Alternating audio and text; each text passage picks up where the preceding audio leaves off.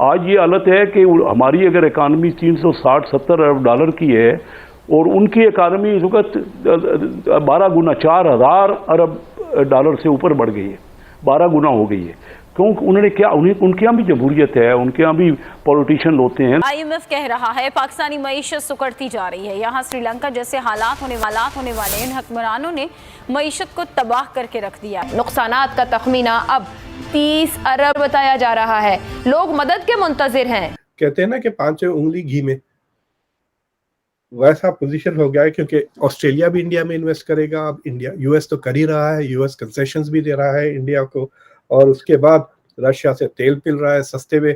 और पाकिस्तान के लिए माशी मुश्किलात रुकने का नाम नहीं ले रही। आप क्या समझते हैं चाइना क्या अचीव करना चाहता है अगर वो प्राइम मिनिस्टर मोदी से SCO में मुलाकात करते हैं?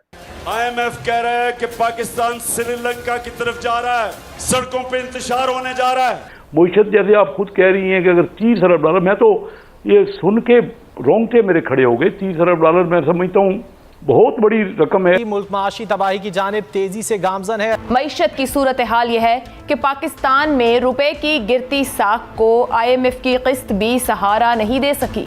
And they have a very good idea कि इस पे हमारे इंटरेस्ट पे क्या इम्पैक्ट होगा। हेलो फ्रेंड्स, जय हिंद। हिंदुस्तान स्पेशल में आपका स्वागत है दोस्तों। जैसा कि दोस्तों आपने क्लिप में देखा, पाकिस्तानी मीडिया ये चर्चा कर रहा है कि भारत बहुत जल्द 4 ट्रिलियन की अर्थव्यवस्था बन जाएगा। इस समय भारत की अर्थव्यवस्था पाकिस्तान के मुकाबले 12 गुना ज्यादा है। भारत हर रोज नई ऊंचाइयों को छूता चला जा रहा है। अब तो चीन भी भारत का लोहा मान रहा है और प्राइम मिनिस्टर मोदी से मिलने के लिए बेकरार है। दूसरी तरफ पाकिस्तानी मीडिया पाकिस्तान की खस्ता हालत से काफी दुखी दिखाई दे रहा है और चर्चा कर रहा है कि इंटरनेशनल मॉनेटरी फंड ने पाकिस्तान पर एक रिपोर्ट पेश की है, जिसमें यह बताया गया है कि पाकिस्तान में अगर ऐसे ही हालात रहे, कीमतें ऊपर जाती रही, तो जनता सड़कों पर उतर सकती है और पाकिस्तान में दंगे हो सकते हैं। पाकिस्तानी मीडिया ये चर्चा कर रहा है कि भारत की 5 उंगलियां घी में है।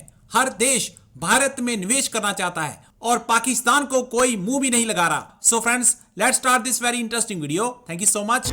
एक पाकिस्तान भी तो है जिसका हाल हर गुजरते दिन के साथ अबतर हो रहा है और जो ज्यादा संगीन नताइज का मुतहम्मिल भी नहीं हो सकता है, लेकिन ये शायद किसी की रेड लाइन नहीं है।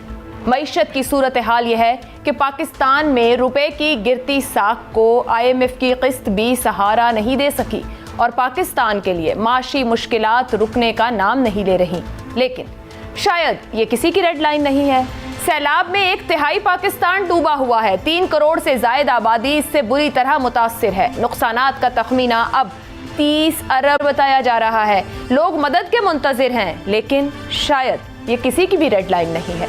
कुछ अनाओं की जंग जारी है और शिद्दत से जारी है।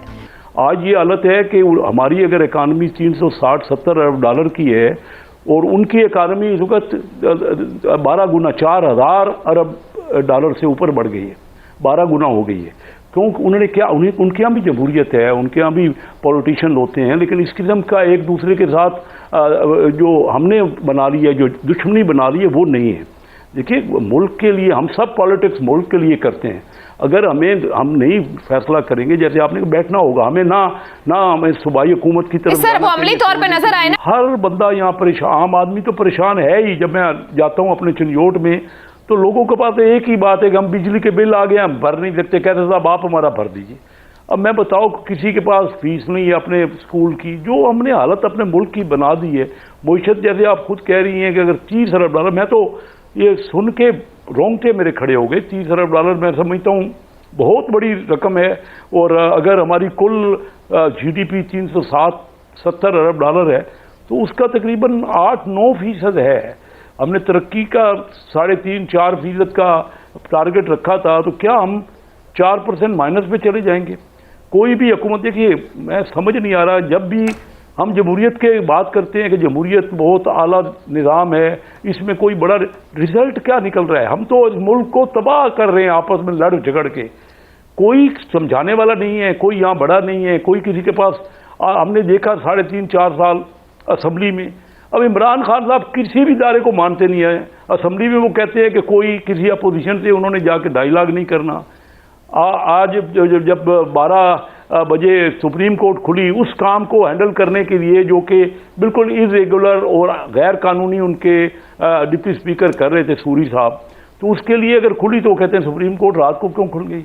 अब आप बताइए कि जो जलसों में ये कह रहे हैं कि हम शायद कोई आर्मी चीफ ऐसा लाना चाह रहे हैं मुस्लिम लीग जो कि मुल्क को आके उनके जो मामलात हैं उसको तबाह कर देगी और मुल्की मामलात में वो सियासी मामलात में वो शामिल होंगे। आप क्या समझते हैं चाइना क्या अचीव करना चाहता है अगर वो प्राइम मिनिस्टर मोदी से एससीओ पे मुलाकात करते हैं?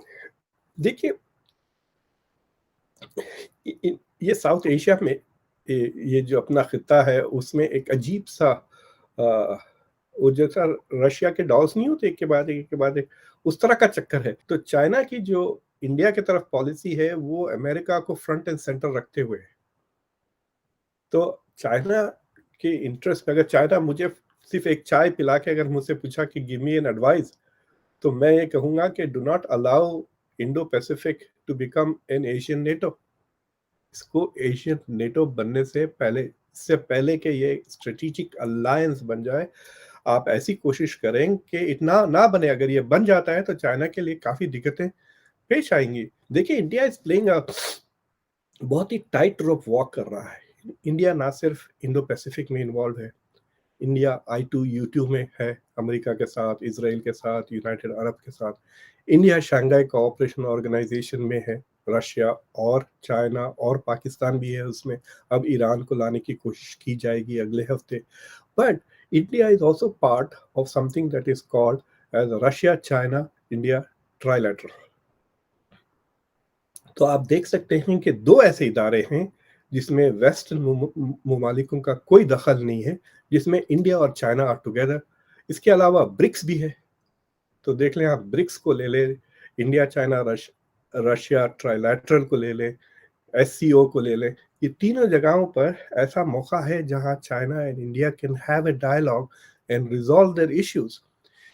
सो मुझे लगता है कि इंडिया की जो फॉरेन एस्टैब्लिशमेंट है वो रियलाइज कर चुके हैं कि हमारी एकदम स्ट्रेटेजिक वैल्यू बढ़ गई है इंटरनेशनली। अब वो कैश करना चाहते हैं ये इंटरनेशनल, जो इनका जो यूं कहिए कि स्टॉक जो बढ़ गया है from A geopolitical perspective, geography की वजह से जो सडनली जो स्टेटस बढ़ गया है। और आपको वो नजर आया लास्ट वीक जब मैं आपके सुनने वालों को कहता हूं कि ये किताब जरूर पढ़ें। ये जयशंकर जो इंडिया के फॉरेन मिनिस्टर है, इन्होंने ये 1 या 2 साल पहले 2019 में लिखी या 18 में लिखी है। 2019 में वो फॉरेन मिनिस्टर में। तो इस किताब को मैंने एक्चुअली मेरे शो पे रिव्यू किया है, हिंदी में भी और इंग्लिश में भी, तो वो देख सकते हैं। तो इस किताब में जयशंकर ने जो एंटिसिपेट कर रहे थे the nature of global politics, वो कह रहे हैं कि it's a multilateral system with many powers.